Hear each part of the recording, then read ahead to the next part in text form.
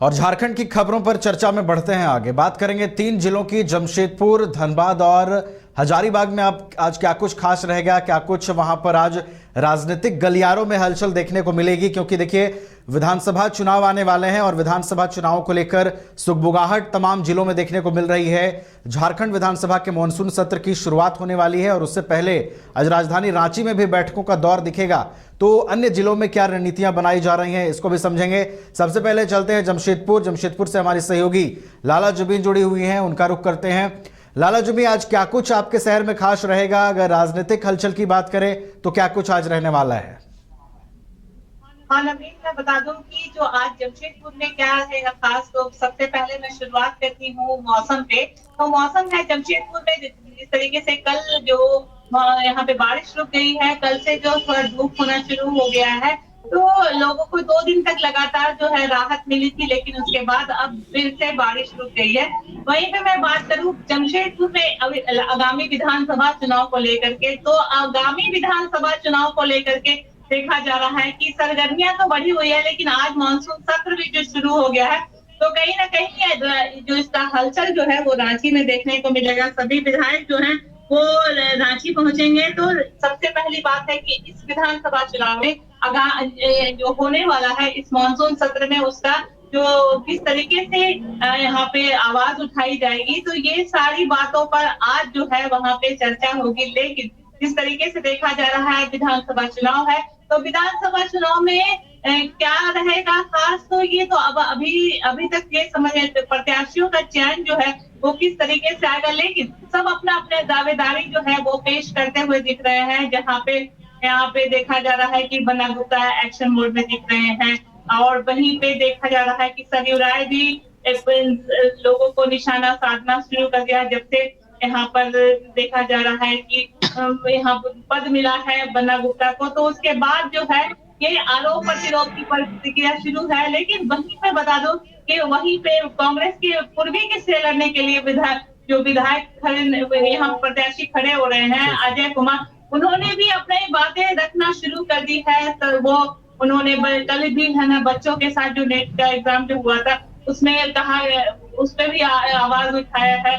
तो ये सभी चीज जो है अब सामने आ गया है। इसी बीच जो है जमशेदपुर में सबसे बड़ी बात ये हो रही है कि विधानसभा चुनाव को देखते हुए यहाँ पे जो हर जितने भी क्षेत्र हैं, चाहे वो जिसके लिए भी नियुक्ति है, वो जल्द से जल्द कराने की बात जो है यहाँ पे देखने को मिल रही है।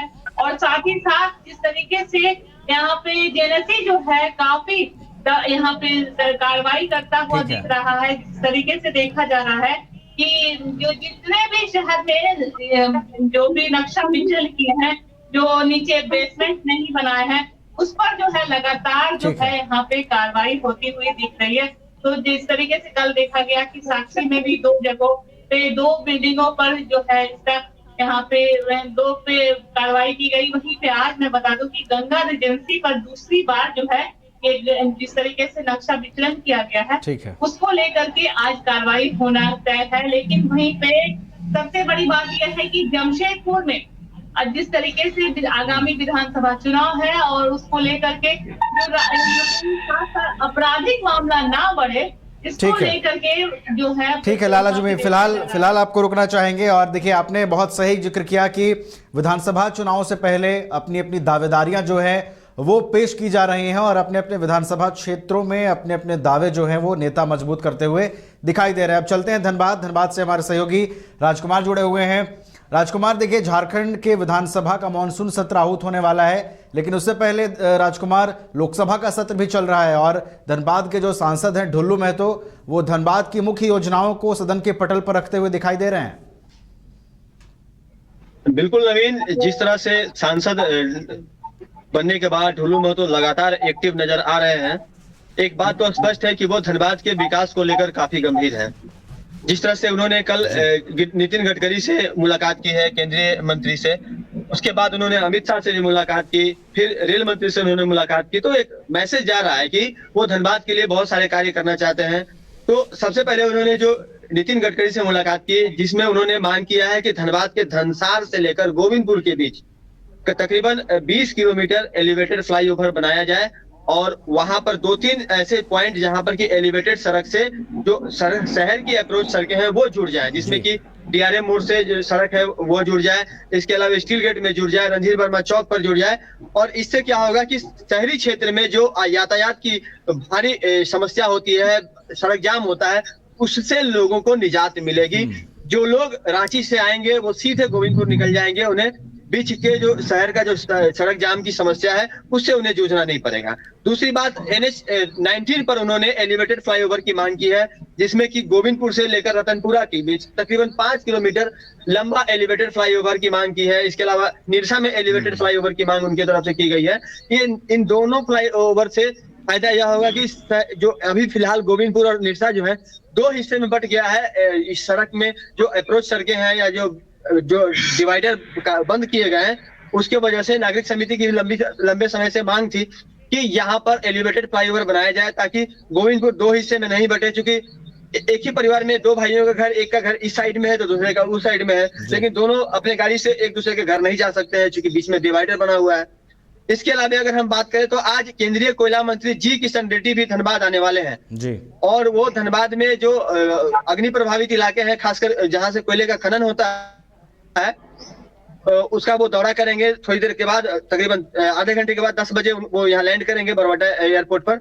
इसके बाद वो सीधे यहाँ से सिजुआ जाएंगे, वहां पर भूमिगत और आग और जो ओपन माइंस में जो आग है वो देखेंगे, और वहां पर जो कोयले का उत्पादन की जो प्रक्रिया है उसे देखने का काम करेंगे। फिर वहां से एकरा आएंगे, उसके बाद कोयला भवन जो जिला मुख्यालय है BCCL का, वहां पर उनके द्वारा पौधारोपण किया जाएगा। फिर अधिकारियों के साथ वहां पर मीटिंग होगी और उसके बाद पुनः, चूंकि एक कार्यक्रम प्रेस कॉन्फ्रेंस का भी था जिसे कि रद्द कर दिया गया है, सोनोटेल में रखा गया था, लेकिन अब प्रेस कॉन्फ्रेंस नहीं होना है। सिर्फ वो जो योजनाएं हैं, तकरीबन 3 से 4 घंटे का उनका जो दौरा है वह धनबाद के लिए आज अत्यंत महत्वपूर्ण होने वाला है, और इसका जो फायदा है वह आने वाले वक्त में धनबाद वासियों को मिलेगा। चलिए, तो धनबाद के सांसद ढुल्लू महतो लोकसभा में धनबाद क्षेत्र के मुद्दों को रखते हुए दिखाई दे रहे हैं। इसके अलावा आपने कोयला मंत्री के दौरे की जानकारी दी है राजकुमार, और ये धनबाद वासियों के लिए, कोयलांचल के लिए कह सकते हैं कि बड़ी खुशखबरी है कि हर क्षेत्र में कहीं ना कहीं धनबाद को आइडेंटिफाई किया जा रहा है, कोयलांचल की बातों को पटल पर रखा जा रहा है। हमारे साथ हजारीबाग से शशांक हमारे सहयोगी जुड़े हुए हैं, उनका रुख करते हैं। शशांक, देखिए, हजारीबाग लोकसभा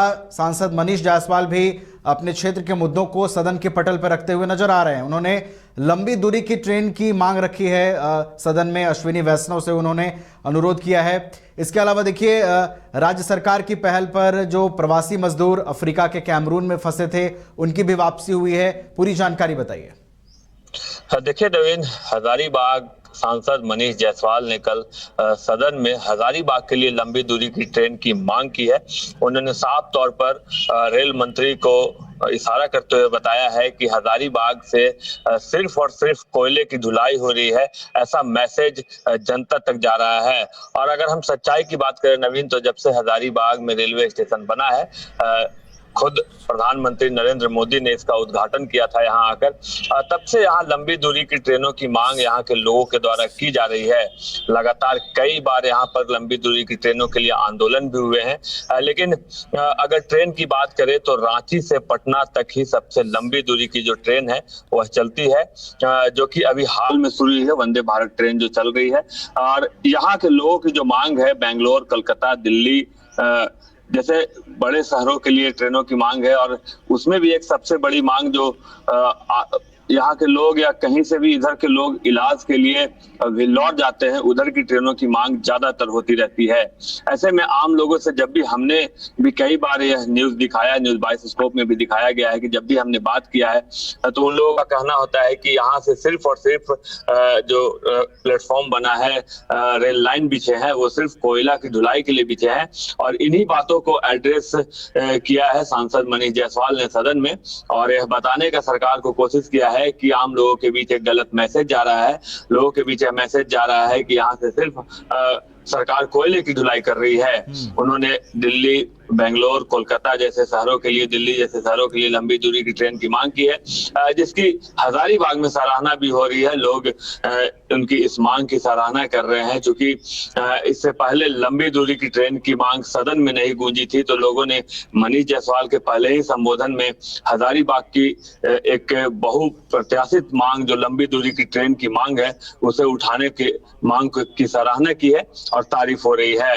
अब देखना यह होगा कि रेल मंत्री इस पर क्या विचार करते हैं और क्या इस पर निर्णय लेते हैं। लेकिन एक अपडेट जो हमें मिला है कि दानापुर से चलकर कोयंबटूर तक जाने वाली एक ट्रेन बहुत जल्द हजारीबाग से शुरू हो सकती है।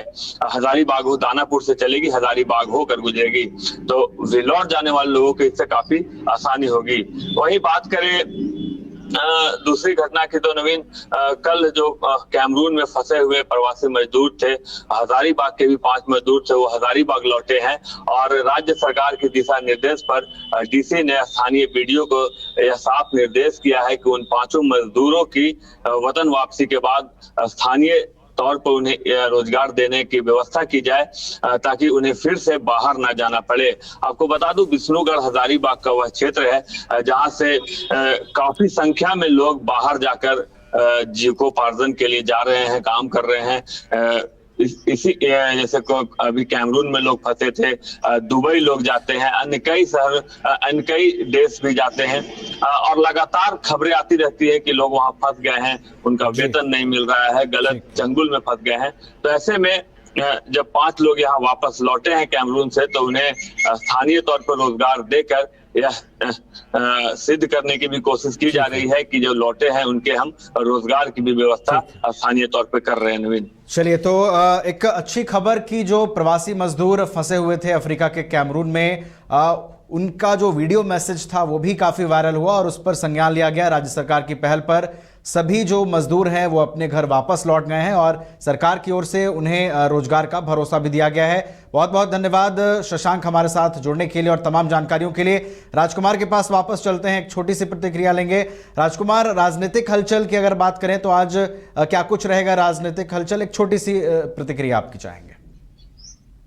देखिए नवीन, जिस तरह से अभी कैबिनेट ने जो फैसला दिया है उसमें कई जो तमाम जो विधायक हैं, मंत्री हैं, उनके लिए एंड्रॉइड फोन और प्रत्येक महीने 3000 रुपए का जो उन्हें अनाउंस दिया जा रहा है, इसको लेकर, और जो इतना ही नहीं, ये नौकरशाह जो है झारखंड सरकार के, उन्हें भी यह सुविधा मिलेगी। तो यह जो है आज चर्चा का विषय बना हुआ है और चूंकि अब मानसून सत्र शुरू हो चुका है, तो तमाम जो विधायक है वो रांची कूच कर चुके हैं। तो अब वहां पर जो है एक तरह से कहा जाए तो इसको लेकर के पक्ष विपक्ष में हो सकता है कि ये चूंकि इसका फायदा सबों को मिलने वाला है, तो पक्ष विपक्ष में हल्की बहस भी हो सकती है या फिर इसकी तारीफ भी हो सकती है। दूसरी बात यह है कि धनबाद के जो स्थानीय मुद्दे हैं, खासकर बरसात के दिनों में विस्थापन का मुद्दा हो जाता है। जेरेडा में झरिया पुनर्वास की जो मुद्दा है वह काफी महत्वपूर्ण है। इसके अलावा जो हाल ही में मुहर्रम के मौके पर जो घटना हुई थी वो एक बड़ा महत्वपूर्ण मुद्दा है। कल सचिवालय संवर्गीय और समाहरणालय संवर्गीय जो कर्मचारी है, उन्होंने पूर्णिमा नीरज सिंह से मुलाकात की थी और उन्हें उनसे मांग की थी कि इस मुद्दे को वो सदन में उठाएं, ताकि यहाँ जो सचिवालय स्तर के जो कर्मचारी है, इसके अलावा जो समाहरणालय स्तर के कर्मचारी हैं, बीडीओ सीओ के यहाँ जो काम करने वाले कर्मचारी हैं, खास करके जो सरकारी कर्मचारी हैं झारखंड सरकार के, उनका जो वेतनमान है वो ग्रेड पे 1900 रुपया जो है उसको 2400 रुपया किया जाए। यह मांग संभव है कि आज ये जो विधानसभा सत्र के दौरान ये पूर्णिमा नीरज सिंह उठाएंगी। जी चलिए, तो क्षेत्र की कई मुद्दे हैं जिसको विधानसभा के पटल पर रखे जाने की उम्मीद है और इसके लिए जो सभी विधायक हैं वो रांची कूच कर चुके हैं। बहुत बहुत धन्यवाद राजकुमार, हमारे साथ जुड़ने के लिए और तमाम जानकारियों को साझा करने के लिए। तो झारखंड में विधानसभा के मानसून सत्र की शुरुआत होनी है, उससे पहले बैठकों का दौर दिखेगा।